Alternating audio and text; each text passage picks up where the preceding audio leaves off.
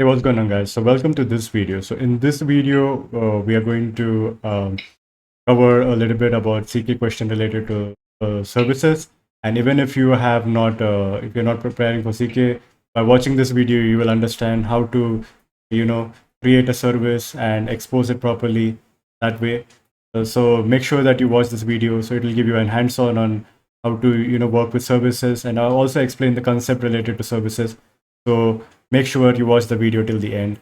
Thank you. Hello guys. So let's first understand a little bit concept about services. What are services in Kubernetes?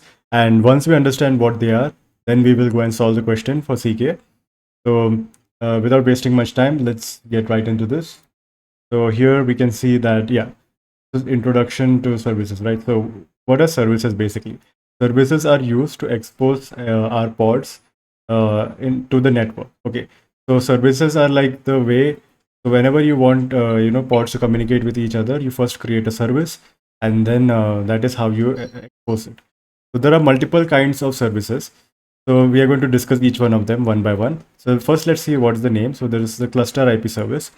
So what is cluster IP service? The first thought that should come into your head is that cluster IP service is the default service type that you will find.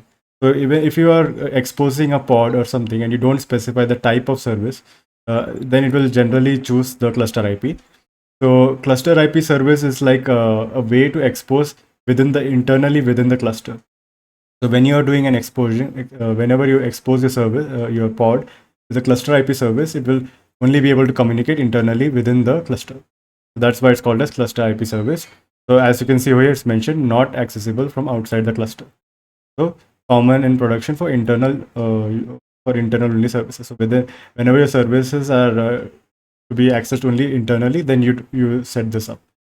Then what is the second one is NodePort. So NodePort is a little different from the cluster IP. So what is NodePort is that it will first of all it will assign and based on your NodePort IP, right? It will assign a static port, and then this is accessible externally as well.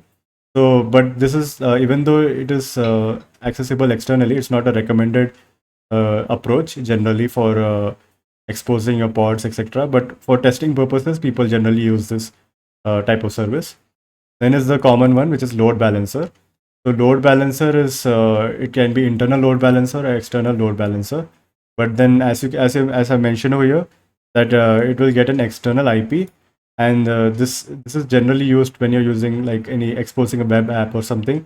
Then you will make use of load balancer. So you expose the service externally using a load balancer. So this is one very common approach that you will see being followed. Then there is an external name. So this is where your service will get mapped to an external DNS. Although this is also not popularly used, generally we make use of the load balancer. So now I just added like a small world scenario kind of thing, so that you at least understand like where what is used. So cluster IP is generally used for microservices. Load balancer, as I mentioned, for front end and web apps for those kind of things. NodePort, as I popularly said, it's not used like during production. We don't make use of NodePort for production, just for development and testing. And external, not popularly used, but for legacy or external systems, we are making use of for this. So this is giving like a general idea of what is service. So whenever you think about service, just think of it like a way by which you're exposing your pods to the network. Okay. So with that being said, it would be better if you get a hands-on. So we're going to solve the CK question. And even if you're not preparing for CK, by watching this, you'll get an idea of how you can expose, your pods. So that's why make sure you watch this video. Okay. So what is our question saying here? So question is saying, create a Kubernetes cluster IP service named Nginx service, and this should expose our deployment, Nginx-deployment using port 8080 and target port 80. Okay, fine. So I will just show you. We have a deployment over here according to them. So when we do here, you can see that there is an Nginx deployment. Fine. So now what they're saying is that we have to create a service named Nginx-service that will expose this Nginx deployment. What this essentially means by expose the Nginx deployment is that the pods within this will get exposed. And they want a cluster IP service. That means, as we discussed, it is going to happen internally. And using port 8080 and target port 80. So actually I have good experience of how to do this imperatively, but I would like to show you guys how services look in a non-imperative format as well. So for that reason, I've come to this website. We will look at service. A bit. Fine. So we can create a service this way. So as you can see over here, the API version is v1 and the service kind is service. Then over here, as you can see, we can mention the port, the target port. So this is how you can do it. And now if I like search for like cluster IP and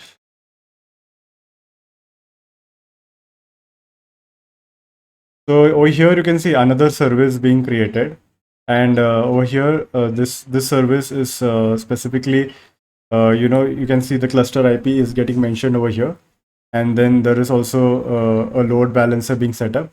So this is how it can be a little bit more. You can add more customizations to this. So this was specifically when you're setting up the load balancer, where you're mentioning the cluster IP and the load balancer, and then that's how in the general setup is the most commonly used setup. But without, so this is one way to do it. But when you're solving for the question, obviously it's better to know the imperative way of doing it. So I will show you how to do it imperatively. So we use the kubectl expose command. I've used this many times in previous videos as well. So if you've not watched those, then I'll show you right here. But make sure that you watch the other videos as well.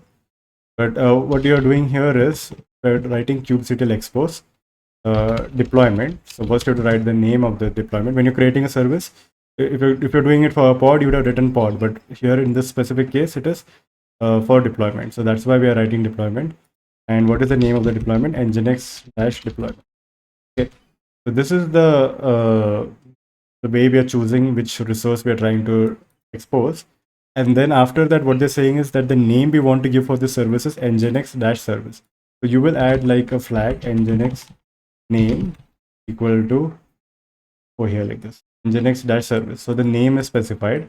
And now which port are they saying? For port, we have to put port equal to 8080, and target port has to be target port dash port equal to 80. Fine. So this is how we are going to do this, and we are going to now see the name is specified, the port is specified, everything is specified, so it should not have issue. Press enter. If I do k get svc, so this is like short form. You could also write k get service, but I will write k get svc. You can see that yeah, our service is created and it is very much functional. Okay. Aside from this, now there is another part over here. What is mentioning over here is that I have to retrieve and store the IP addresses of the pods. Then I have to sort the output by the IP addresses in ascending order and save it to the file. So now one way you could do this is you could get like k get pods, then o JSON, and then you will find like this, that how would you find out where is it stored? All the pod IPs within items. This is items. So this is how you'll be able to iterate it. Within items, you will have to look for, let's say, find where the IPs are stored. Okay, here is a pod IP, right? Pod IP.